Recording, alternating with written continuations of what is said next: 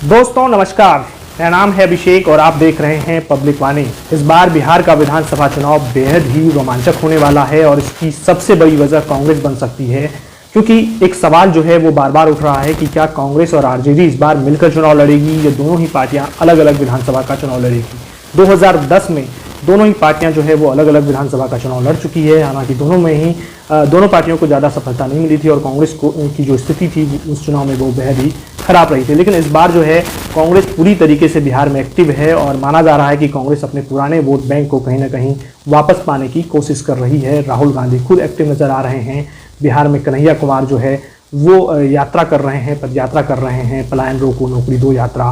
तो वहीं कांग्रेस ने जो है पिछले कुछ समय में कई तरह की जो है एक्टिविटी दिखाई है, जिससे ये माना जा रहा है कि शायद जो है कांग्रेस बिहार में जो है वो अकेले चुनाव लड़ सकती है। जिस तरीके से कांग्रेस ने दिल्ली विधानसभा चुनाव के दौरान आम आदमी पार्टी से जो है वो अपना समझौता नहीं किया था, उसी तरीके से बिहार में भी इस बार जो है वो समझौता नहीं करेगी। और ऐसे में माना जा रहा है कि 45 सीटों को कांग्रेस ने जो है वो चिन्हित कर लिया है जहां पर कांग्रेस जो है वो चुनाव लड़ने वाली है।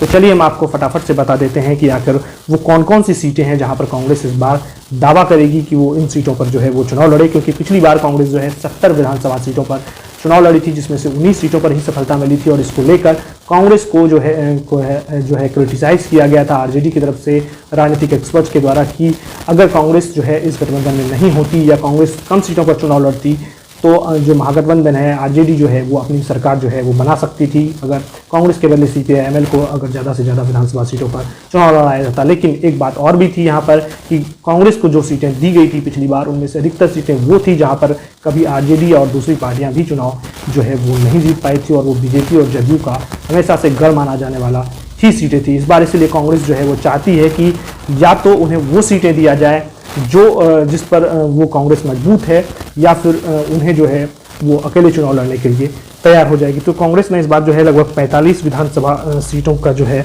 वो लिस्ट बना लिया है, जिसमें से कांग्रेस जो है इस बार लड़ना चाहती है।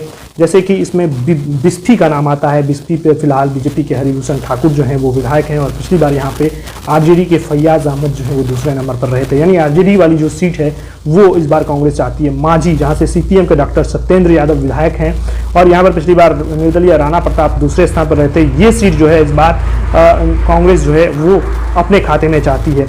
चैनपुर सीट जो है कांग्रेस इस बार अपने खाते में चाहती है। यहाँ से जमा खान विधायक हैं, वो बीएसपी से जीते थे लेकिन बाद में जेडीयू में चले गए थे।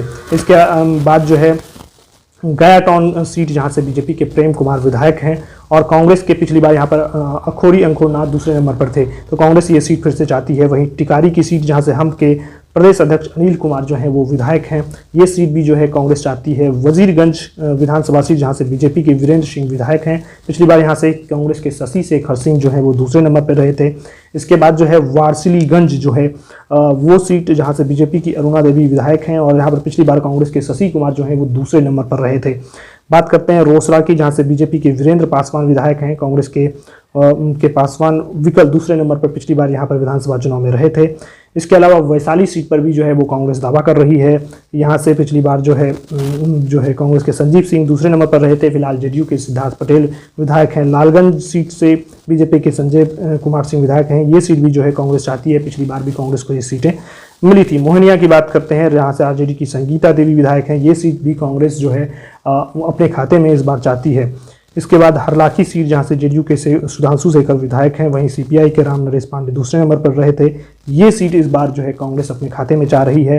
तरारी सीट, जहाँ से माले के सुदामा प्रसाद जीते थे, बाद में जो है वो लोकसभा में जब निर्वाचित हो गए तो यहाँ पर निर्दलीय सुनील पांडे जो है वो सुनील पांडे के बेटे यहाँ से चुनाव जीतते हैं। उसके बाद जो है भोरे सीट जेडीयू के सुनील कुमार विधायक हैं। यहाँ से माले के जितेंद्र पासवान दूसरे नंबर पर रहे थे। यानी जो माले और सीपीआई की खाते में जो सीटें गई थी वो सीटें भी इस बार जो है कांग्रेस चाहती है। हाजीपुर की सीट, जहाँ से बीजेपी के अवधेश सिंह विधायक हैं और आरजेडी के देव कुमार चौरसिया दूसरे नंबर पर रहे थे, ये सीट जो है इस बार कांग्रेस चाहती है।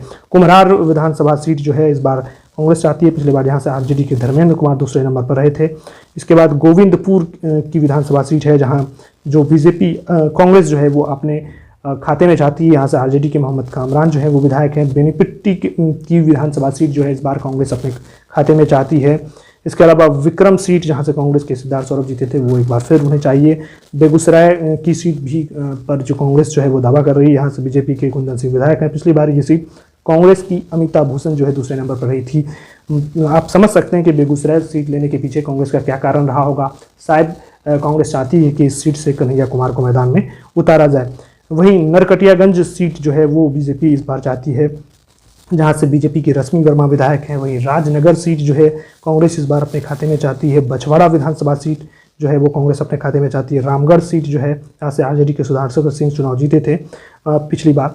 वहीं बगहा सीट जो है इस बार कांग्रेस अपने खाते में चाहती है। तो कुल मिलाकर लगभग 45 ऐसी सीटें हैं जहां कांग्रेस जो है अपने आप को मजबूत मान रही है अपने इंटरनल सर्वे के जरिए, और इन सीटों पर कांग्रेस का जो है वो दावा है। और कांग्रेस हर हाल में चाहेगी कि गठबंधन अगर आरजेडी के साथ हो, भले ही उन्हें पिछली बार की तुलना में 5-10 सीटें कम मिल जाए, लेकिन उन्हें वो सीटें मिले जिस पर कांग्रेस मजबूत है। उन्हें ऐसी सीटें ना दी जाए जहां पर पारंपरिक रूप से कभी भी आरजेडी या सीपीआई, एमएल या बाकी पार्टियों भी जो है चुनाव जीतने में कामयाब नहीं हो सकी थी। तो दोस्तों, इस बार कांग्रेस बिहार में पूरी तरह से एक्टिव मोड में है। कांग्रेस चाहती है कि उनका जो वोट बैंक जो रहा है, पारंपरिक वोट बैंक, उन्हें वापस लाया जाए, चाहे वो मुस्लिम वोट बैंक हो, दलित वोट बैंक हो। और वहीं अब जो है कांग्रेस की नज़र पिछड़ी और अति पिछड़ी जातियों के वोटर पर भी है, और कांग्रेस इसको लेकर जो है स्पष्ट रूप से मेहनत करती हुई दिखाई दे रही है। इसीलिए उन्होंने जो है इस बार जो है आरजेडी का जो कहीं ना कहीं एक इमेज जो है कांग्रेस का वो रहा था कि वो आरजेडी की पिछलग्गू पार्टी है, लेकिन इससे वो बाहर निकलना चाहती है। इस बार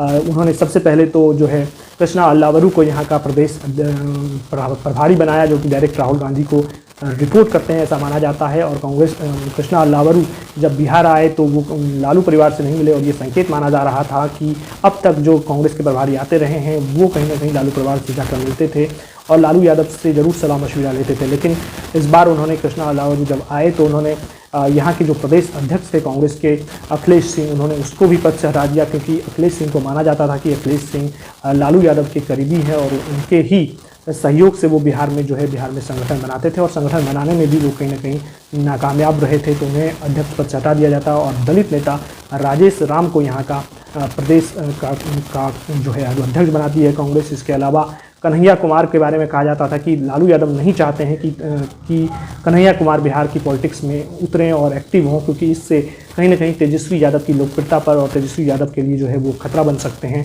ऐसे में कांग्रेस के जो प्रदेश अध्यक्ष हुआ करते थे उनके जरिए वो कन्हैया कुमार को बिहार की पॉलिटिक्स में एंट्री लेने से रोकते थे।